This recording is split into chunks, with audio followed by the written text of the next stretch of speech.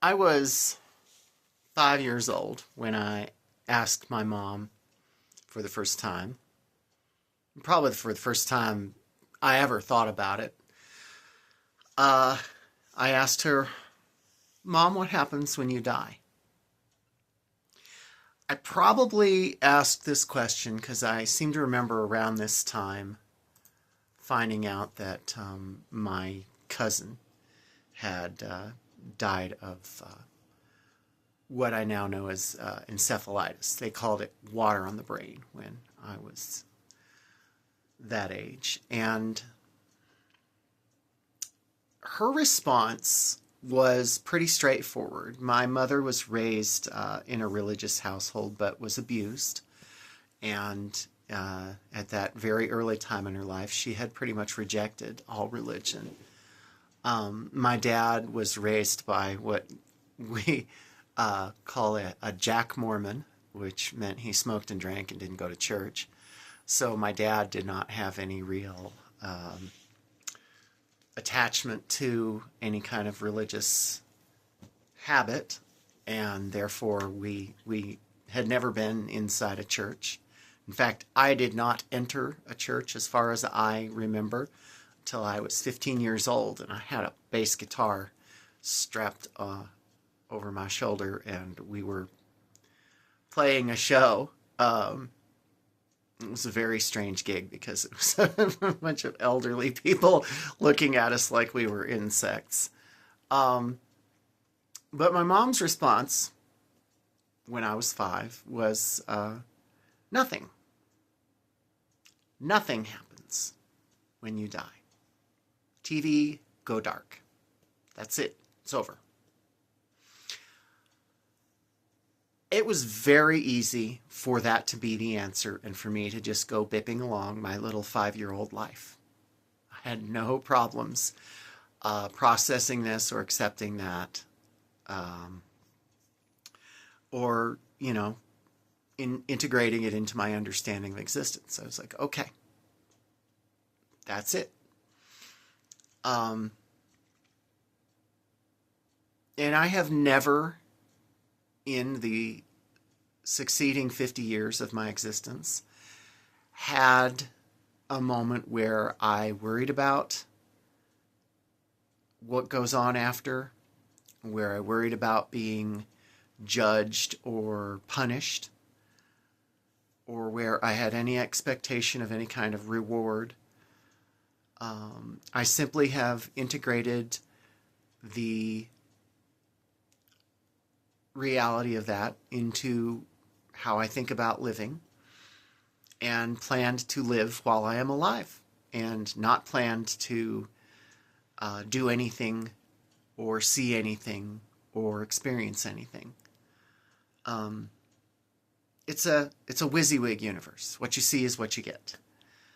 When people die, they stop talking, they stop doing things, and eventually even their bodies are gone.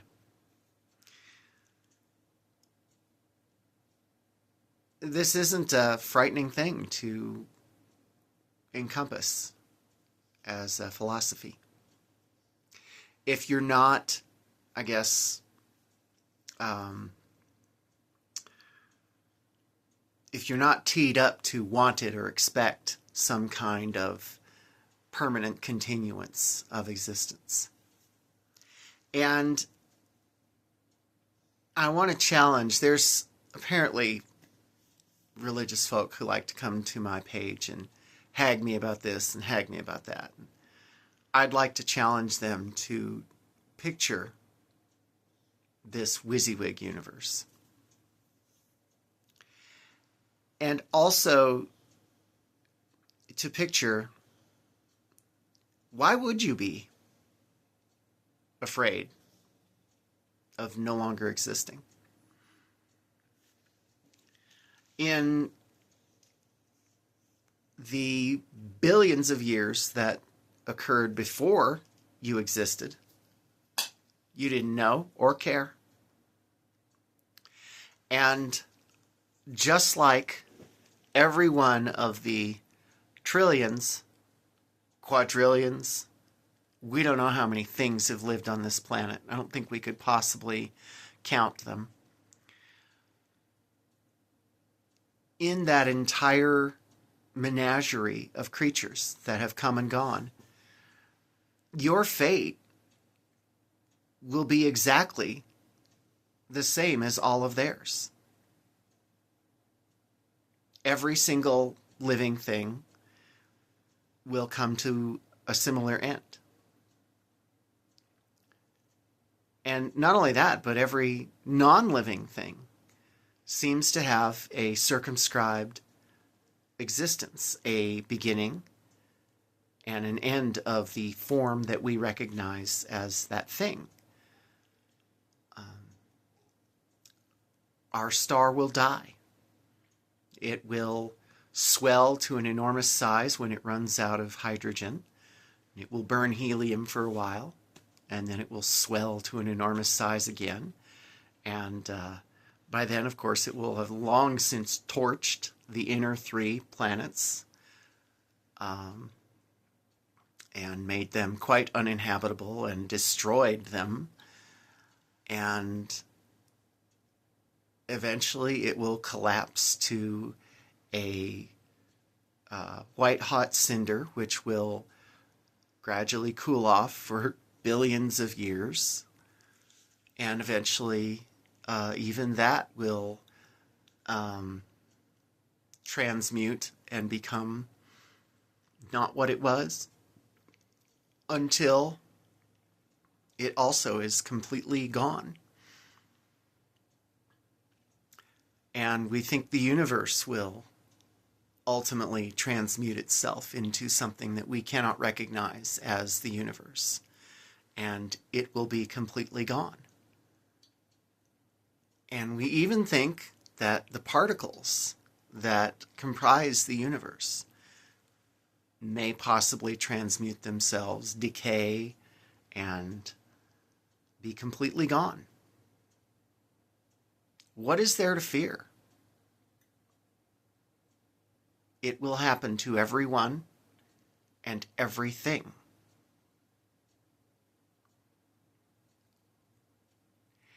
And I don't understand the need to run around pointing fingers at and condemning people for not doing things right and threatening them with punishment and, this utterly fictional damnation and whatever. I find there are two broadly, I guess, poles of religious expression. And there's one kind where people genuinely seem to really believe the things that they say, and they live by them.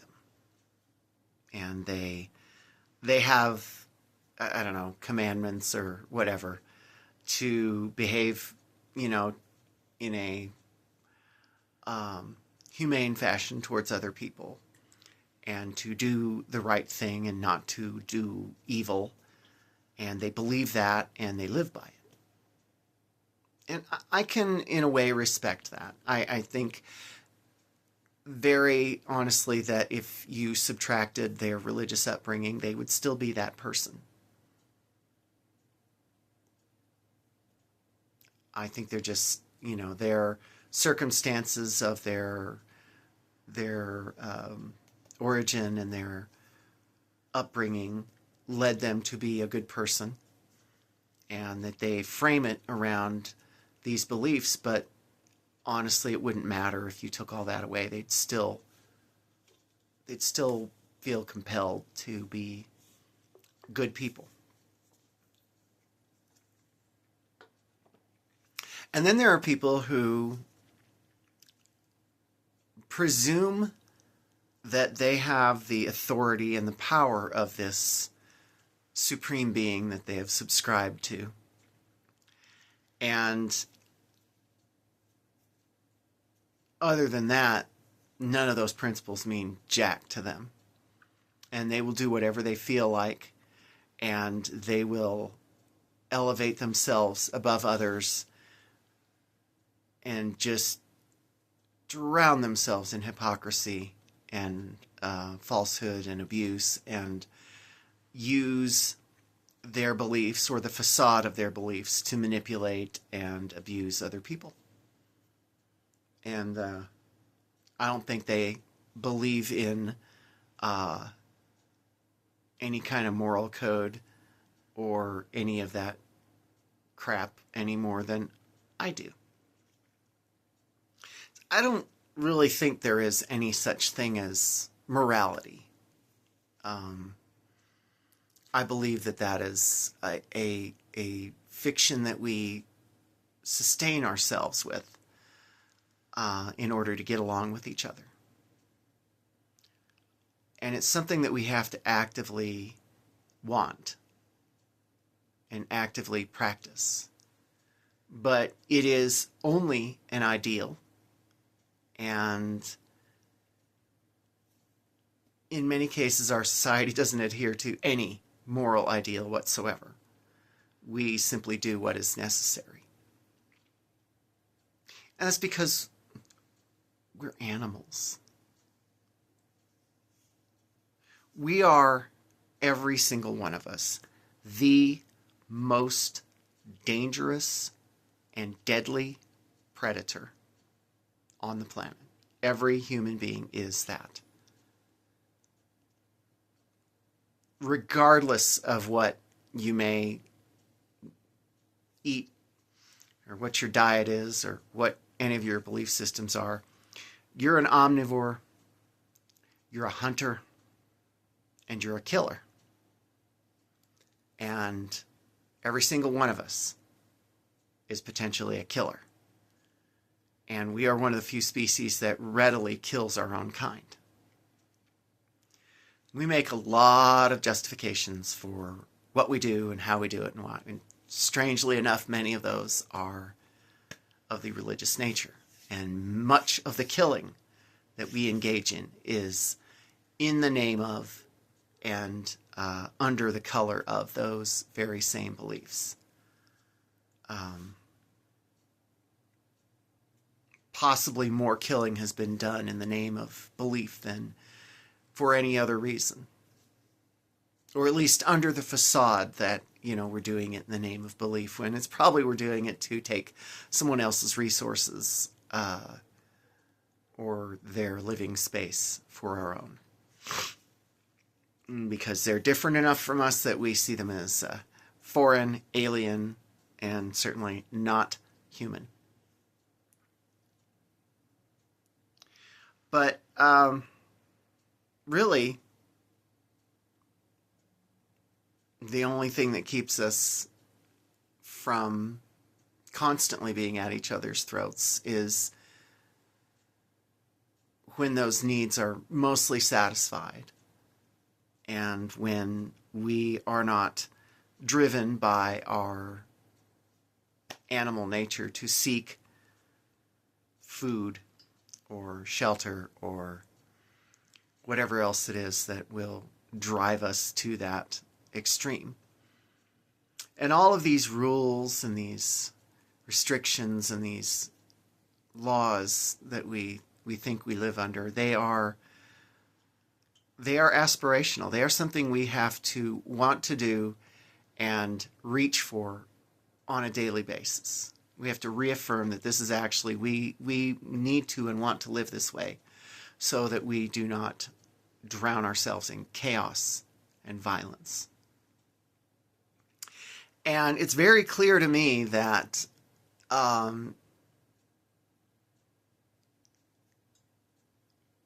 religious belief sure as hell does not prevent us from being brutal and cruel and incredibly destructive towards one another. And I can point to headlines around the world and all the way back into history and literature to the very beginning of when we started writing stuff down. That proves that that is really, it is not what makes us civilized. It is absolutely not the foundation of order and growth in our society. It may be one of the hugest impediments, in fact. Because, and again, all due respect to people who manage to make their belief system into something that drives them towards the good, but generally speaking, it drives us to believe. And again, I am outside of this and have never been able to cause myself to believe something that isn't really there. I was in that pattern from a very early time in my life, and I just can't figure it out. I can't make myself feel it. But when people can make themselves believe in stuff that just isn't there, it feels like it opens the door for a lot of things that can be very destructive. And they'll make themselves believe that they are superior to others, and not just superior, but more entitled to the simple comforts of what we refer to as civilization than those people over there who are obviously scum or heathens, infidels, whatever.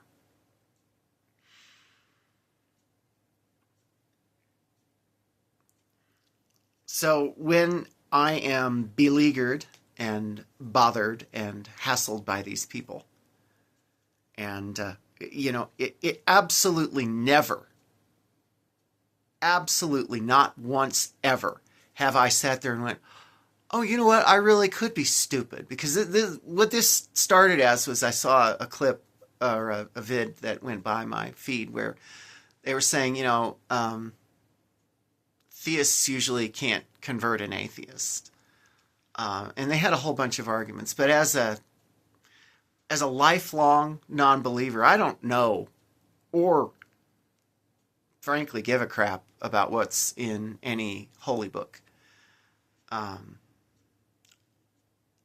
When I was younger, I couldn't tell these things apart at all. I mean, I could not tell the difference between any of the flavors of Christianity or Judaism. They all sounded the same to me. I can only sort of tell the difference between them and Islam. They all sound the same to me. The one that sounds kind of different is Buddhism. And I actually read parts of the Book of Buddha, which immediately kind of, I'm in here expecting some sort of wisdom or enlightenment, and it's just directions on how to create a very repressive society that holds people back. And I honestly, it all looks like nonsense to me. So I don't understand the sensation of belief. I'll never get it. Ever. I am more years behind me than probably could possibly be in front of me, and I just don't get it. And I don't care enough to spend time to understand it, because it's not real. None of it is real. They all seem the same to me, and yet they all fundamentally disagree about things that could not possibly be important. And the rituals all look just goofy as shit to me. They look like silly things that people do, and people wear silly hats, and they dress themselves up, and they give themselves absurd titles, and walk around, and it's honestly, it looks like the corniest thing ever from the outside. Again, all due respect, but I just don't get it. And I think as long as people can make themselves believe in stuff that isn't really there, they can make themselves do horrible stuff for reasons that don't actually matter. And that when you read about them in a history book, you're like, this is just basically a bunch of barbarians ripping each other apart. And when that comes to me and mine, and I'm the one that's getting demonized and scapegoated for whatever the hell your personal insecurities are, it's especially infuriating and enraging. And but never once in being berated or, when people try to come at me and convert me, so much of what they're trying to say to me just bounces right off because, like, I'm not afraid to die. I don't want to right now. I certainly am not going to eagerly seek it out, but once it's over, it's just going to be over, and I'm going to feel nothing, and I'm going to know nothing, and I'm going to have no concerns or regrets. There won't be any reason to worry about it. I am doing what I want to within the limitations of my situation in society, and I am the person I wish to be. And nothing any religious person has ever told me has intruded on that. I had a roommate in college who was so distressed, and it's some people like think I'm like their project or something, and y'all just have to get the hell over it, because I don't know or care or even understand what's in your holy book. And I had this guy drag his Bible study into my dorm room and drag his minister in there, and I should have just walked out and said, I'm gonna go get drunk or something, but for some reason I let them push this on me for like weeks and weeks, and it was the most uninteresting and unenlightening BS I have ever heard. And what I heard was the same sequence of events with slight variations repeated to me 4 times in a row. And it was all completely unbelievable and completely without any intrinsic meaning. I did not have any of these things drilled into me from an early age. And without that indoctrination, it simply means nothing. It's just a story. It's not even good literature. It was a boring story. I didn't feel anything.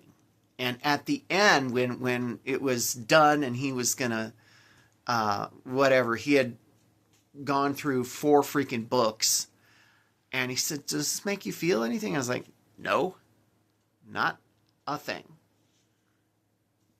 And I don't think he was capable of getting it.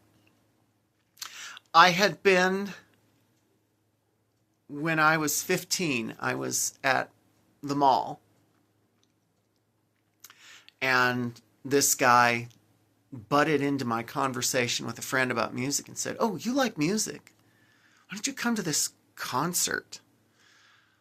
This is way before we had cell phones. We couldn't look up what this place was. So we go to what turned out to be a church called Grace Chapel.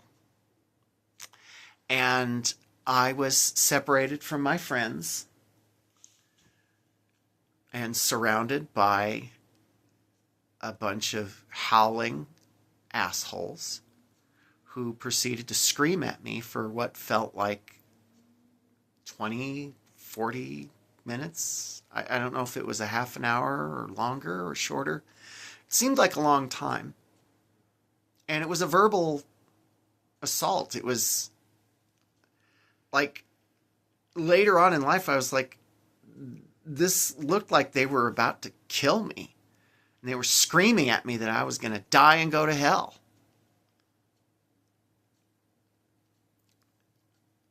That sure did not make me want to come back. My friends came and finally pulled me out of there, and I was like, I'd styled myself an agnostic, throughout most of my early life. Is like, well, I don't really know. I stopped doing that.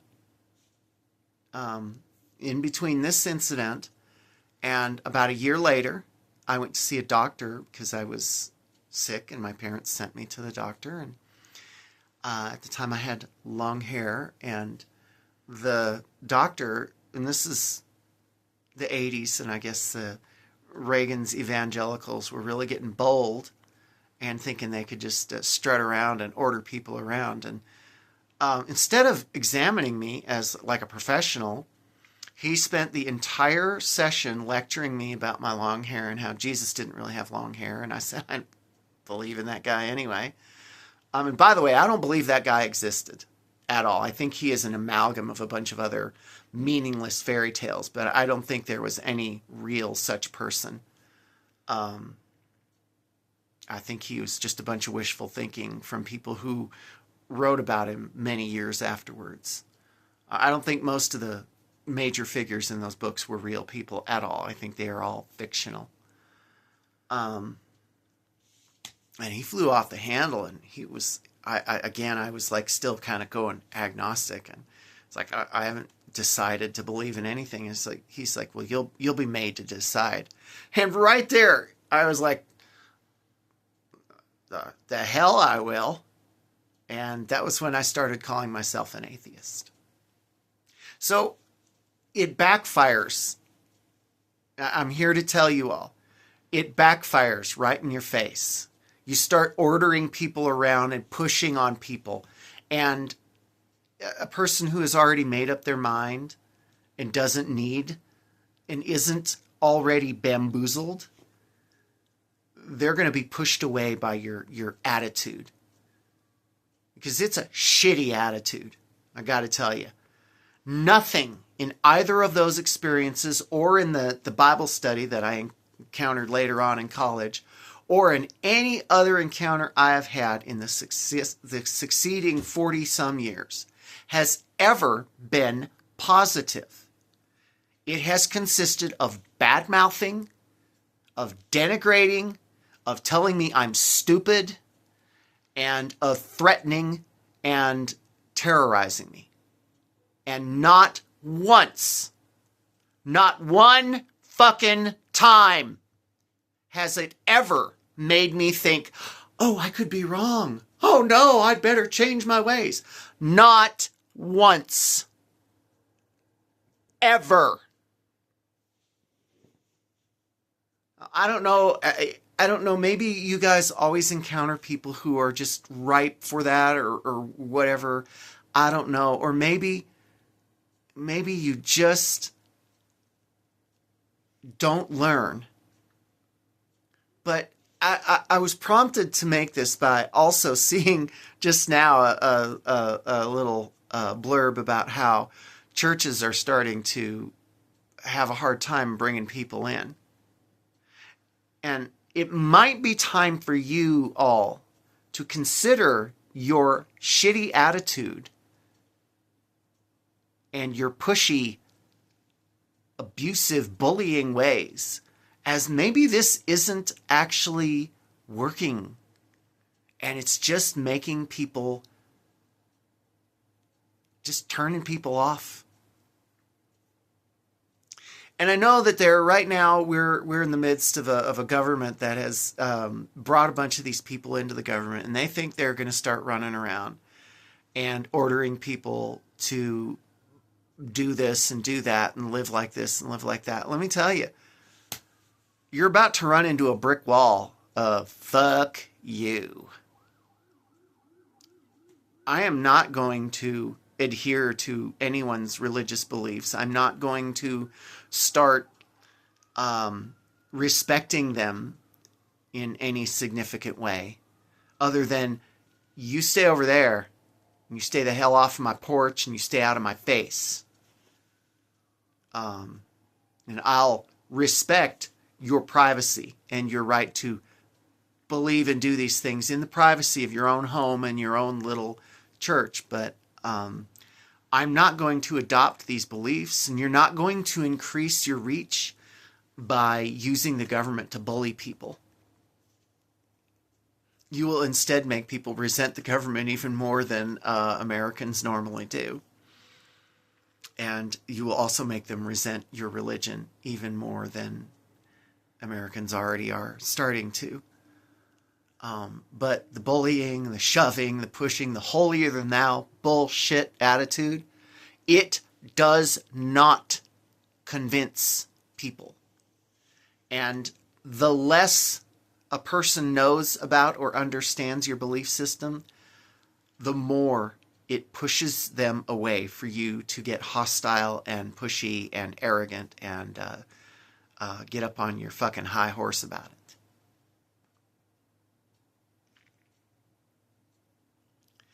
And I'm making this whole thing because there are people who stalk my page to act like they're better than me and call their bigotry a sincerely held religious belief. And I'm here to tell you, when you use your beliefs to push bigotry and stuff, the first thing I really believe about you is that you don't actually believe any of that shit. You're insecure and you feel the need to lash out at and punish other people for what's going on in your mind. And that's all I see. But again, I want to reiterate, not one fucking time have I ever had a moment where I was like, oh, I might be wrong about that. When someone is shouting in my face, whether on the internet or in person, about their need to shove their beliefs down my throat. Not ever has it even caused me to pause. In fact, it has usually caused me to harden my contempt for what they are doing. You want to be a good and holy person and do all these things in the privacy of your own home again. Good on you. If you want to run around shoving it in everyone else's face, honestly, it convinces me more than anything else of how insecure you are and how desperate you are to make everyone else sing along with you and play along with your fantasy, because on some level you are deeply aware that none of it is real and that, I don't know, that you're a big damn phony is what I think.